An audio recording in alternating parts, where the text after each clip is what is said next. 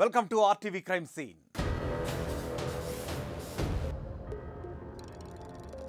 సికింద్రాబాద్ వారాసిగూడలో అద్దె ఇంట్లో మహిళ మృతదేహం ఇప్పుడు తీవ్ర కలకలం రేపుతోంది. చుట్టుపక్కల అన్నింటి ప్రాంతాల్లో తల్లి మృతదేహంతో ఇద్దరు కుమార్తెలు 9 రోజులుగా ఇంట్లోనే ఉండిపోవడం స్థానికంగా అందరినీ కూడా ఉలిక్కి పడేలా చేసింది.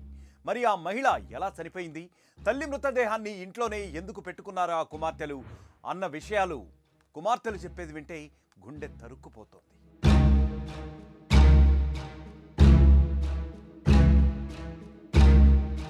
ఉస్మానియా విశ్వవిద్యాలయంలో పనిచేసే రాజుతో 26 ఏళ్ల క్రితం లలిత అనే మహిళకు వివాహమైంది. వీరికి ఇద్దరు కుమార్తెలు కలిగారు. 2020లో భార్యాభర్తల మధ్య మనస్పర్ధలు రావడంతో భర్త ఇంటి నుంచి వెళ్ళిపోయారు. అప్పటి నుంచి కూడా లలిత తన తల్లి అండతో ఇద్దరు కుమార్తెలతో జీవనం నెట్టుకుంటూ వస్తోంది. ఇద్దరు కుమార్తెలు ఒకరు వస్త్ర దుకాణంలో, మరొకరు ఈవెంట్ ఆర్గనైజేషన్లో పనిచేస్తూ తల్లికి ఆసరాగా ఉంటున్నారు. ఇటీవలే లలిత తల్లి మరణించడంతో ఆమె మానసికంగా కుంగిపోయింది. అండగా ఉండాల్సిన అమ్మ దూరమై ఆదుకోవాల్సిన బంధువుల సహకారం కూడా ఏమాత్రం వారికి అందకపోవడంతో ఆమె తీవ్ర మనోవేదనకు గురైంది. ఈ క్రమంలోనే అనారోగ్యం బారిన పడి మానసిక వేదనతో జనవరి 22వ తేదీన రాత్రి కన్నుమూసింది. ఉదయాన్నే కుమార్తెలు తల్లిని నిద్రలేపేందుకు ప్రయత్నించినా సరే ఆమె స్పందించలేదు. దీంతో తల్లి చనిపోయింది అని తెలిసి ఇద్దరు కుమార్తెలు కుప్పకూలిపోయారు.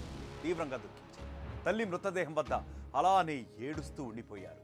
కన్న తల్లి కన్ను మూయడంతో ఇక తమకు దిక్కు ఎవరు అంటూ ఆత్మహత్యాయత్నం కూడా చేశారు. చివరికి ధైర్యం చాలక ఆ ఆలోచనని విరమించుకున్నారు. ఇద్దరూ ఆడపిల్లలే. తినడానికి తిండి లేదు, చేతిలో చిల్లి గవ్వ కూడా లేదు.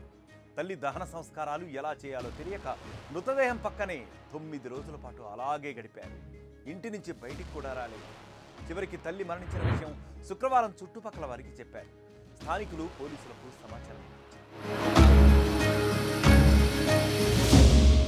ఘటనా స్థలానికి చేరుకున్న వారాసిగూడ పోలీసులు మృతదేహాన్ని పోస్టుమార్టం కోసం గాంధీ ఆసుపత్రికి తరలించారు. అయితే తల్లి మృతిపై పోలీసుల ప్రశ్నలకు ఆడపిల్లలిద్దరూ కూడా పొంతనలేని సమాధానమిచ్చారు. వీరిని అదుపులోకి తీసుకున్న పోలీసులు అన్ని కోణాల్లో కూడా ఇప్పుడు దర్యాప్తు చేస్తున్నారు, విచారణ చేపట్టారు. నవంబర్లో ఇంట్లో అద్దెకు దిగిన లలిత కుటుంబం గత 2 నెలలుగా అద్దె చెల్లించడం కూడా లేదని ఇంటి ఓనర్ తెలపడం జరిగింది. వీళ్ల మానసిక పరిస్థితి కూడా సరిగ్గా లేదని స్థానికులు చెబుతున్నారు. 2 కుక్కలను పెంచుతున్నారని, వాటిని ఎప్పుడూ ఇంట్లోనే ఉంచుతారే తప్ప ఎప్పుడూ కూడా బయటికి తెచ్చిన దాఖలాలు కూడా లేవని చెబుతున్నారు ఓనర్. ఇప్పుడు తల్లి చనిపోయిందన్న విషయం కూడా వాళ్లే బయటకు వచ్చి చెప్పారన్నారు. ఇప్పుడు వీళ్ళే పోలీస్కి చెప్పినారంట మా మదర్ చనిపోయిందని.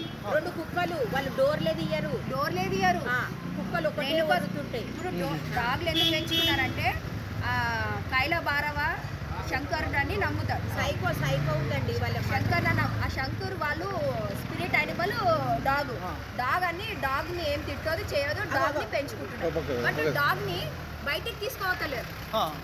ఇంట్లో న్యాచురల్ గా తీసుకోవాలి కదా, బయటికి రూమ్ లోనే బంధిస్తే ఎట్లా?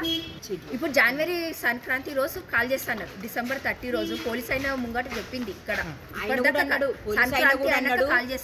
కాల్ చేయించుకోరు. వాళ్ళ మైండ్ ఎట్లనో ఉందమ్మా, ప్రాపర్ మెంటల్ స్టేట్ లా మైండ్ సరిగా లేదు. ఆమె ఒకలాగా డబ్బులు లేక తల్లి సేవంతోనే ఇద్దరు కుమార్తెలు 9 రోజులు గడిపారని వింటూ ఉంటేనే గుండె బరువెక్కిపోతోంది. వాళ్లకు ఉన్న ఒకే ఒక్క దిక్కు తల్లి. ఇప్పుడు ఆమె కూడా లేకపోవడంతో ఆడపిల్లలిద్దరూ కూడా అనాథలుగా మారిపోయారు. మరొక క్రైమ్ స్టోరీతో మళ్ళీ కలుద్దాం. Until then stay clicked on RTV. మరిన్ని వీడియోస్ కోసం ఛానల్ ని సబ్స్క్రైబ్ చేయండి. లేటెస్ట్ అప్డేట్స్ కోసం వాట్సాప్ ఛానల్ ని ఫాలో అవ్వండి. ఆ లింక్ డిస్క్రిప్షన్ లో ఉంది.